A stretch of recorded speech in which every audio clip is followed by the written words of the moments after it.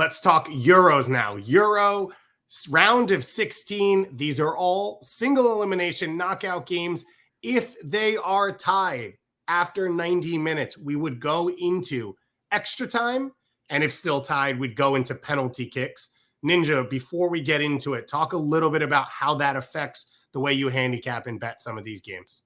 Well, the first thing to note is going to be like your three-way money lines, excuse me. So if you're betting a team to win and they win in extra time, overtime, or penalties, that doesn't count. So all of these bets are done and dusted by the end of regulation. Unless you go in, you'll see things at your sports book called, to qualify or, to win in all that kind of stuff. So pay attention to that.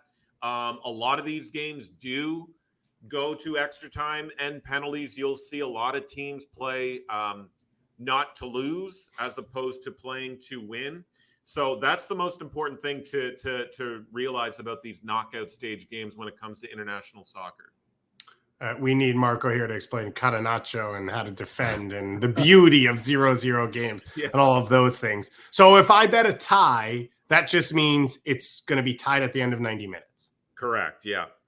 So any game you think is going to extra time, that's where you put that there. And then to qualify, to advance, all of those things after that. If you bet a goal scorer anytime, I believe that still counts. Okay.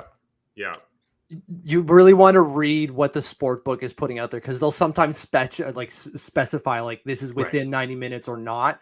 And so like that's the key. Make sure you read what you're betting, people, because the books are usually pretty clear. Read it. Make sure you're just as clear as they are. Yeah. Stevie, you're right. It starts Euro 2024 round of 16 with a banger. Switzerland against Italy to open things up. The Cross Alps Alpinian rivalry. It is two teams that have been up and down in the group stage, and now they're ready for their shot at what could be a really deep run with the way this bracket has broken. Ninja, we know Calafiori will be suspended on yellow cards, the only player suspended in this game. How do you see this one? Widmer is suspended for the Swiss as well. That's not a player to the level of Calafiori and like what he brings to that Italy side, but something to note nonetheless. He's played, I don't know, about 90% of the minutes so far after 3 group stage matches. Just a couple things to note there. We'll probably see Gianluca Mancini come in at the back line for Italy, but Calafiori's been one of their better players. So again, as we sit here on a Friday, we're looking at Italy plus 150, Switzerland plus 235, the draw plus 190. Total is 2. Over 2 is even money. The under 2 is minus 120. It'll be interesting to see. We talked about it with Marco, but interesting to see what Spalletti does with his lineup. We talked about Mancini there at the back for Calafiori, but Scamacca or Retegui at the top of the attack. Or does Zaccagni get put into the starting 11 after scoring that wonder goal to even get them to this spot? So Spalletti has a lot of questions here. The last time Italy did play in Berlin, though, where this game is taking place, was the 2006 World Cup final. So at least they have a little bit of a relationship with the friendly confines there in Berlin. We've talked about Italy's group stage a lot, so no need to dwell there. This one can really go any which way as far as I'm concerned. Nothing would surprise me if Switzerland won 3-0, or if Italy won 4-0, or if this game went to penalties after a nail-biting 120 minutes. Anything is in play here. So from a betting perspective, and it is the tightest matchup we have on the board when looking at these odds in the round of 16, I'm going to play a draw here, plus 190. Last time these two played, 1-1 draw. They've drawn 5 of the last 6 meetings. And looking at the last 8 games in this round of 16 here, this is the one that screams penalties to me. Yeah. So that's my play here, 90-minute draw at plus 190, Switzerland, Italy. If ever a game was built to be a draw, you have the most defensive team in the world, and you have a team out of a country that builds clocks to remain on time and just do things very precisely. I will throw out personally I'm looking at Dan Endoy. I thought he was phenomenal against Germany in that game. Plus 350 to score any time behind pretty much all the strikers for Switzerland. If you think he's going to find those gaps again, similar to what we saw Croatia do a little bit in midfield, that could be one to look at as an individual. To that point, I believe he plays for Milan as well. So he'll have a little bit of familiarity with a lot of these players. On the was with Bologna for the year, which had obviously a ton of success. Thiago Motta. That's it. Yeah. So some absolutely. familiarity there when, he's got the ball at his feet and wants to take on, a Di Lorenzo or, a Di Marco on the other side there for that Italian defense.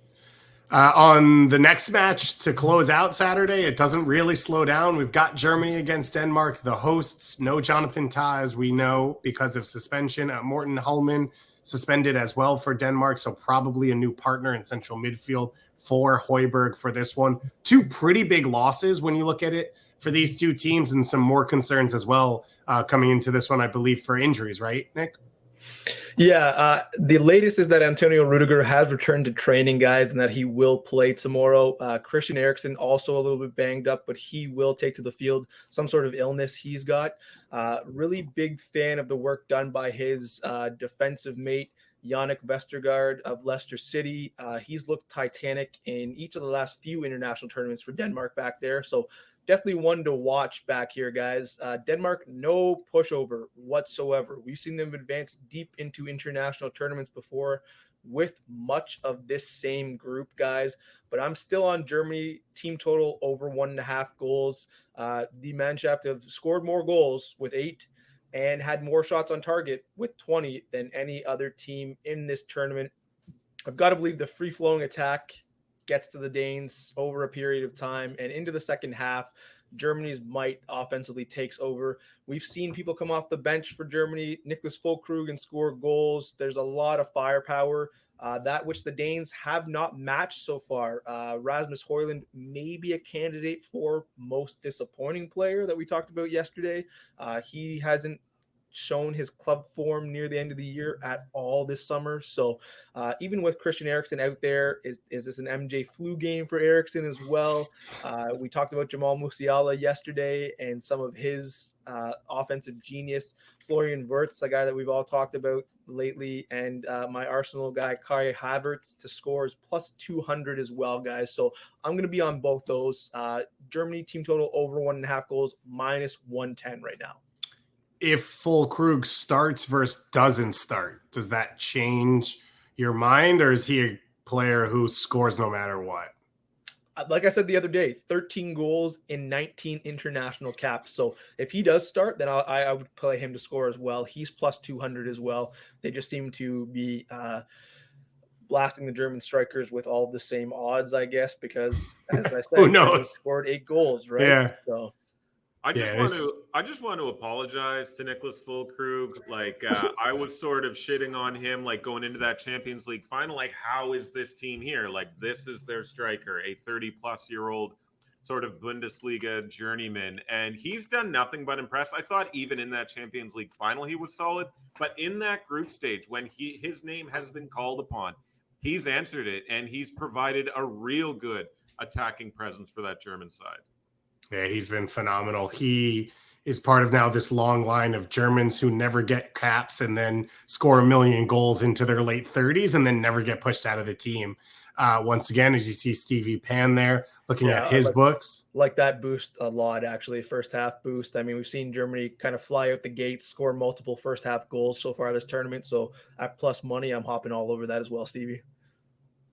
Yeah, a big opportunity there. That closes out our Saturday game. Let's dig into Sunday here. England back on the field in all their disappointments so far. They face off against Slovakia, one of the great performers. Nick, you've got this one for us as well. Does Slovakia have another shock in them? Hey, I think they might, guys. Only one team in this matchup has actually won the tournament and gone to glory. That would be Slovakia as part of Czechoslovakia in 1976. So a lot to be asked of Gareth Southgate's England here. obviously haven't looked their best. Reports out of English camp and some of the English media saying that Kobe Manu, the Manchester United youngster, will partner Declan Rice in midfield for this match. So that is a definitely interesting piece to watch. He's not going to play left back? Well, I think the soccer calls to play there are just absolutely ridiculous. Some of the stuff that Paul Scholes saying about Declan Rice, also absolutely ridiculous. Scholes, I mean, watch what he did to Manchester United this year. So, you know, what have any of your players ever done without Alex Ferguson? Absolutely nothing. So, I mean, we'll talk about that another day. But, you know, the guy I think is a little bit mad because he couldn't beat out Gerrard and Lampard, and that's why he retired from international football at 29. But keep it going. I'll leave that there. I'll let the man live. I think England turns around their performance so far at this tournament, guys. Southgate has to allow his attack to be a little bit more free flowing, and we've seen a number of athletes in other sports when they come back from the birth of a child. Phil Foden come out and either score goals or have spectacular performances. So one to watch out for there too, guys. If Manu starts, a little bit more ball progression in my eyes, so he can actually make those forward runs, make those runs into the box as well. And there just something's got to click at some point here. Was Southgate holding back a little bit, knowing that they had a little bit weaker of a group? That's tough to say, but I think now we see them a little bit more on the front foot. Slovakia's average age over 30, the oldest team in the tournament. Yeah. They're starting a 37-year-old out there. At some point, you've got to think that England's young attacking talent, Foden, Saka, Bellingham, you know, some of the best players in club football in the world, guys, takes over. So I'm on England minus 125 on the Asian handicap at plus 103. Luke Shaw is also apparently fit and ready to play. We've seen Slovakia pull off the greatest upset in the history of the Euros already at this tournament. Lightning's not going to strike twice here. So I like England minus 125. I believe Phil Foden flew home yesterday morning back to England and is supposed to return pretty soon. And Luke Shaw would be a huge addition for this team. Slovakia, you mentioned 37-year-old right back, but you need to attack down the left wing to take advantage of a 37-year-old right back, which no one on England plays down the left wing as of now from where we stand.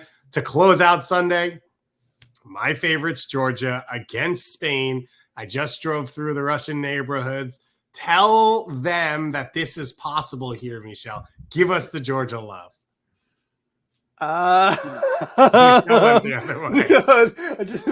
No, I don't see it as much as I love Georgia as well. I just don't see it. Spain has been flawless in this competition so far, and now they're taking on what is objectively one of the worst defensive teams in the tournament.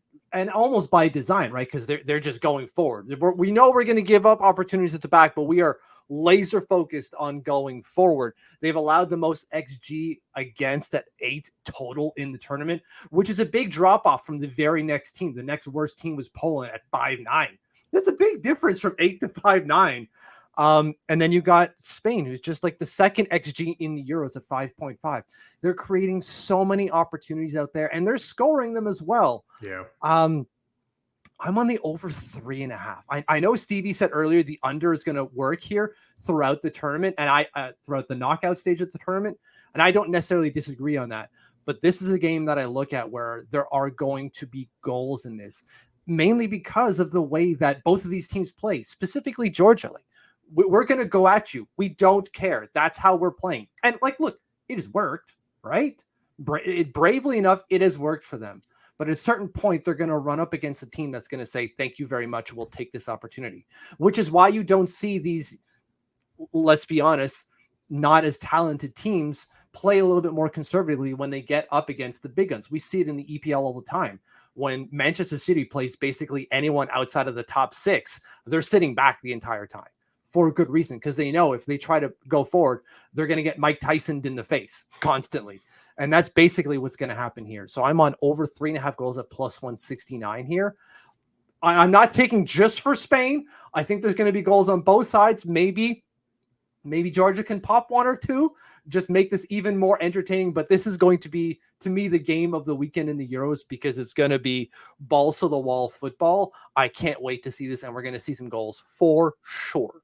It sucks because Georgia has been a pleasant surprise, just bringing a high entertainment value to the games that they're involved in. And here we are, round of 16, they get out of the group, but they go against, the first or second best team at the tournament. So yeah, I kind of agree. Probably the finale here for a highly entertaining Georgia side, but I'll be glad to watch Kavica cook for 90 more minutes.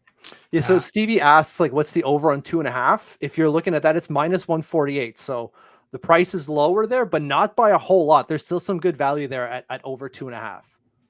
A lot to play for this Georgia team. I don't know if you saw, but the former prime minister, who is also a billionaire, gave $10 million to the players as a group for qualifying out of the group stage. And he promised another $10 million on the way if they advance past Spain. So they already made history. They are already darlings. They will probably never pay for a drink or a cheese boat for the rest of their life in their homeland. A little bit of extra cheese on top of that, though, as they go along. So more to play for. Also, another fun fact, Lamine Yamal graduated high school yesterday.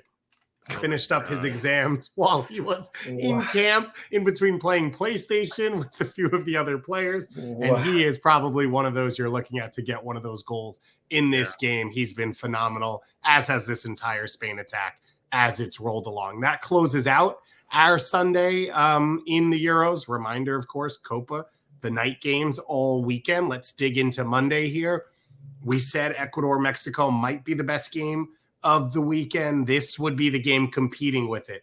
France against Belgium in a round of 16 cross-border. You've got two teams that are filled with players who you say were part of a golden generation for Belgium, of course, but for this France team as well, coming off 2018 World Cup and the 2022 World Cup final. This could be a legacy match for both these sides, for the players in it. Michel, how do you see this one going down for two teams that have struggled up to this point?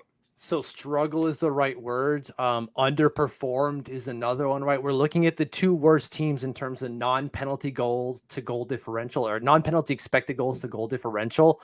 It's just they're -4.9 for France, which is the worst in the tournament, -2.2 for Belgium, which is the third worst in the tournament. They're just completely woeful in turning their chances into actual goals. They struggle as much as I did putting out that sentence. It was really embarrassing for them through the group stage. Kelsey's in agreement. Yeah. But I'm on the draw here. I know Ninja said it before. In terms of looking at the draw in these through 90 minutes, to me, this one screams stalemate through 90 minutes, just because of how bad they have been. Normally, I would have been, this is going to be like a 2-2, maybe a 2 or 3-2 type of shootout, whatever. This looks like, I don't know, like a 1-1 draw, nothing through 90 minutes, just because of how bad they've been. And over the last 5 times that these two teams have played, we've seen 2 draws and 3 that haven't been draws, but were decided by a single goal. So they play close and tight to one another.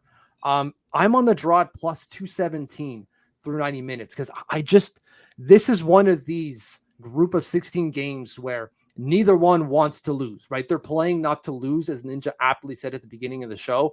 This is one of these games. If you're on like not a ton of scoring, under 1.5 is +192 for just like one team to pop in a goal. That's it. Set up shop, park the buses, we're going home type of thing. That's how I see this game playing out. But to me, draw is the tastier one at +217. All right.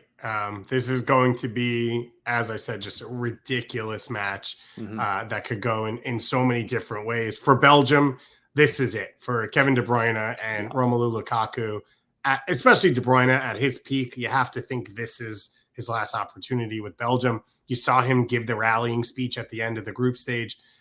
Dominic Tedesco had to kick the cameras out to try and keep it a private moment for this Belgian team, and it's all going to come to a head on Monday in this match in Germany. The final game of Monday, Portugal against Slovenia. Eric Jansa suspended for this one on yellow cards for Slovenia, so they'll need a new left back. He scored the opening goal of the tournament for this Slovenia side. Do they have a chance here against Portugal? Well, according to the assumed transfer market value of all the players on both these teams, the value of the Portugal side is over 1 billion euros. The value of the Slovenian side is around 140 million euros, with Benjamin Sesko responsible for about a third of that value. So there's just such a massive gulf here. No competitive match history between these two, though Slovenia did win a friendly 2-0 back in March. In the group stage, Portugal third in XG at 6.07, Slovenia 21st at 2.89, Portugal second with 57 shots, Slovenia 22nd with 26. Slovenia allowed the sixth most shots at 14.3 per game. Portugal recorded the second highest amount of possession with 67.3% of the ball. Slovenia dead last, 32.6. So this is going to be one-way traffic for 90 minutes. And I think Portugal does get the job done inside 90 minutes here. I'm on Portugal -1 at around -160. They are set the second most expensive money line price in the round of 16 at around -275. So give me the -1 with the push in play here. What are the odds that Portugal went to Slovenia for a friendly in March and now face off in the round of 16, the first time Slovenia has ever gotten through the group stage? Who knew? And I looked it up at the teams. It was a legitimate Portugal lineup, and Slovenia won 2-0. But I don't think many expect that will happen. Once again, Portugal, the favorites for many in this competition. Let's move into Tuesday, because we're going to be off on Monday, and we'll give you these games, and then we'll be back Tuesday afternoon to recap all the Euros, get you set for the next round, the quarterfinals in the Euros, as well as, of course, the Copa games coming up that night. Let's start with Romania against Netherlands. Ninja, you're on this one as well for us. Nicușor Bancu suspended for Romania. Not sure what that means. Can the Dutch find their feet and remain in this competition? Absolutely lopsided rivalry here with these two countries. By my count, these two have played 14 times since the 1924 Olympics. The Dutch have won 10, drawn 3, and lost 1. The one loss came in 2007 Euro qualifiers. Recently, the Dutch have won 4 straight against them and outscored Romania 13-1 in those games. Romania has been decent at Euro 2024, though, and I think they may pose a real test here and a threat for an upset. Romania will want to play without the ball, but it's not as if when the Dutch have it, they dominate possession. 51.3% possession average in the group stage for the Dutch. Romania, the lowest passing percentage in the group stage at just a tick under 75%. But the Dutch don't have that Frankie de Jong replacement in midfield that can win a ball or win a challenge. Both of these teams very even when it comes to expected goals. The expected goals they allowed in the group stage, and both conceded 3 times. Romania allowed the 4th lowest XG per shot in the group stage in the whole tournament. So very, very solid, very sound defensively. All of that to say, I'll back Romania to qualify from this one at +350.